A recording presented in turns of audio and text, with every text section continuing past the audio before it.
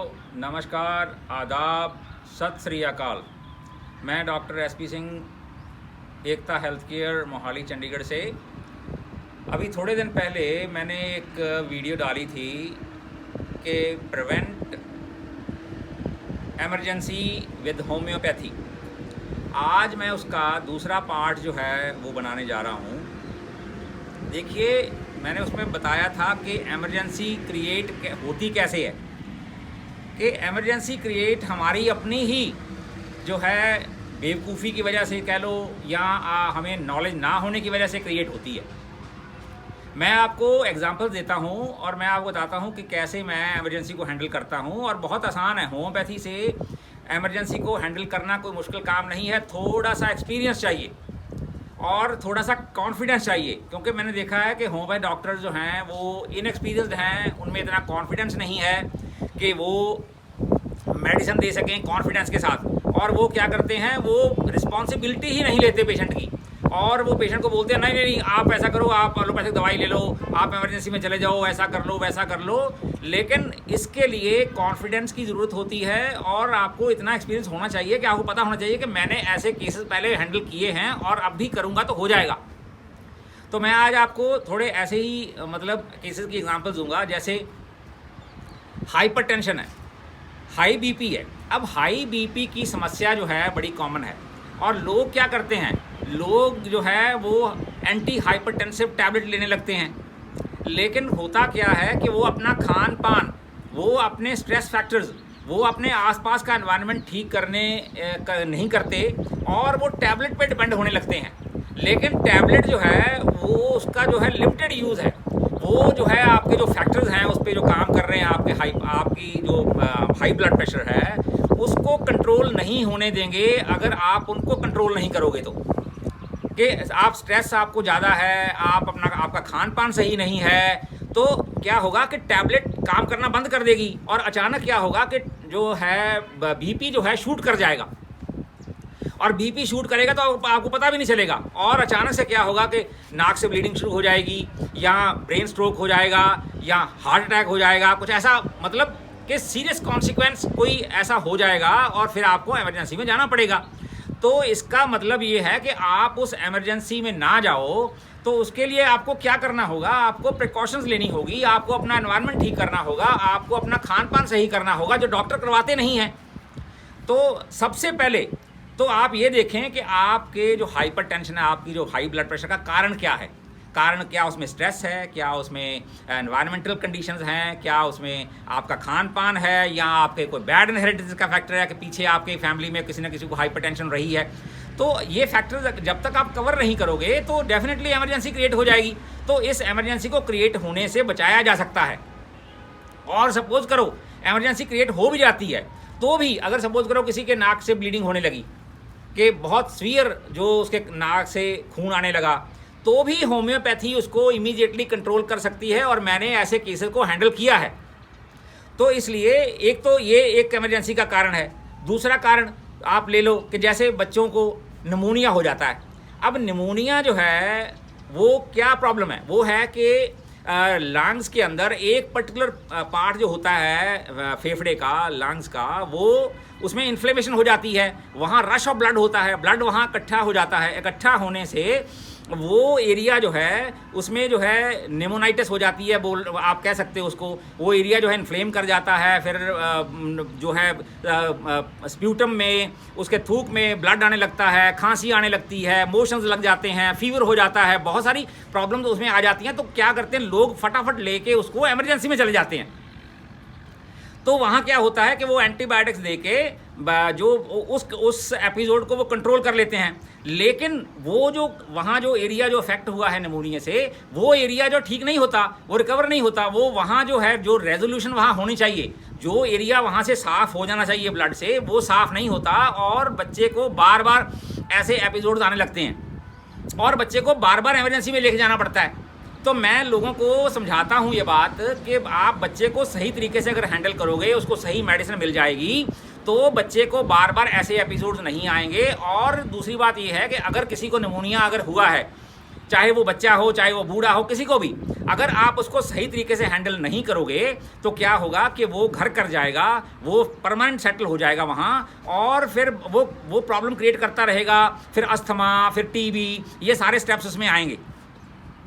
तो इसका मतलब क्या हुआ कि जब निमोनिया हुआ था तभी उसको कंट्रोल किया जा सकता था, तभी उसको मेडिसिन दे के सही उसको आप कंट्रोल कर सकते थे, ऐसे एपिसोड ना आए। और मैंने क्योर किए हैं केसेस, मैं अभी भी मेरे पास अंडर ट्रीटमेंट हैं बच्चे के जो ठीक चल रहे हैं और वो बिल्कुल रिकवर कर जाएंगे, उनको बार बार हॉस्पिटल नहीं जाना पड़ेगा। तो ये है, आप खुद जो है इमरजेंसी क्रिएट करते हो। और आप एग्जांपल ले लो, जैसे टाइफाइड फीवर होता है। अब टाइफाइड फीवर में क्या होता है, लोगों को पता नहीं है कि टाइफाइड फीवर का जो बैक्टीरिया है उसके अंदर जो टॉक्सिन होता है वो तब तक इफेक्ट नहीं करता जब तक वो फटता नहीं है। जब वो फटेगा, जब वो बैक्टीरिया मरेगा कैसे? जब आप उसको स्ट्रॉन्ग एंटीबायोटिक दे दोगे, बैक्टीरिया मरेगा और उसके अंदर से जो एंडोटॉक्सिन निकलेगा, वो टॉक्सिन जो है बॉडी के अंदर वो सर्कुलेट करता रहेगा और टाइफाइड बार बार अटैक आता रहेगा टाइफाइड का।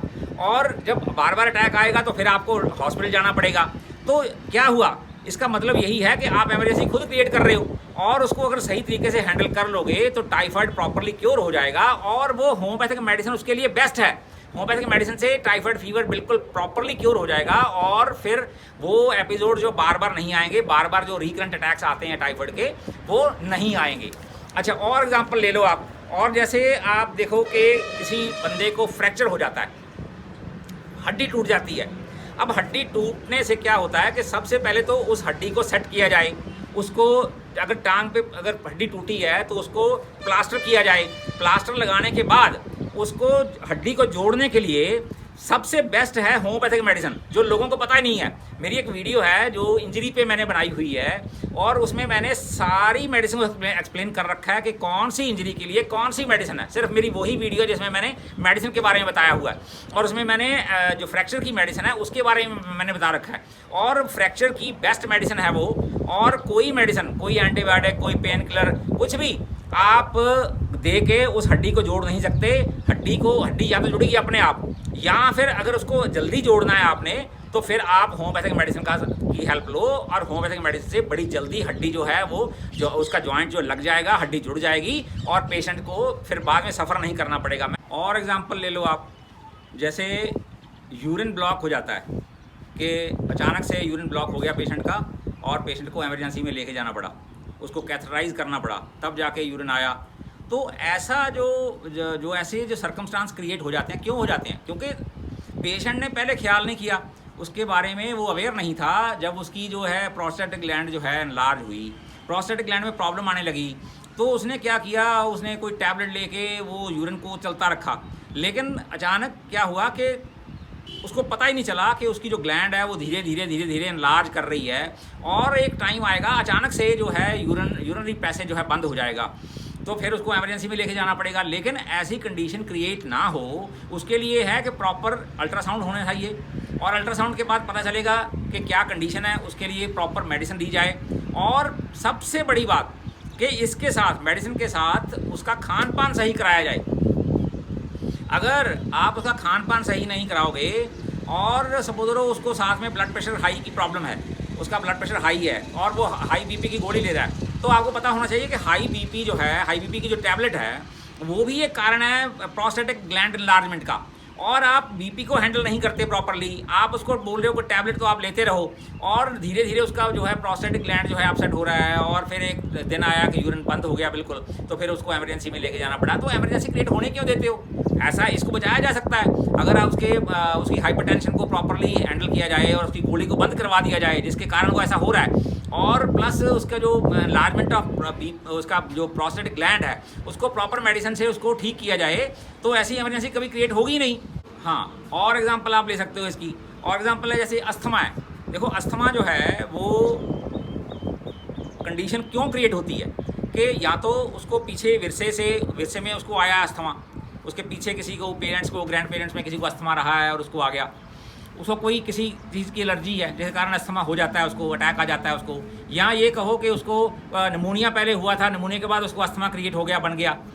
तो ये सारे जो इसके रीजंस हैं, जो इसके कारण हैं, उनको अगर प्रॉपरली हैंडल किया जाए, उनको देख के उनका उसका सही समाधान कर लिया जाए तो उसको बार बार फिर हॉस्पिटलाइज नहीं करना पड़ेगा, उसको अस्थमे का अटैक इतना ज़्यादा सीवियर नहीं आएगा, या ये कहो कि उसको प्रॉपरली हम क्योर कर सकते हैं उसको।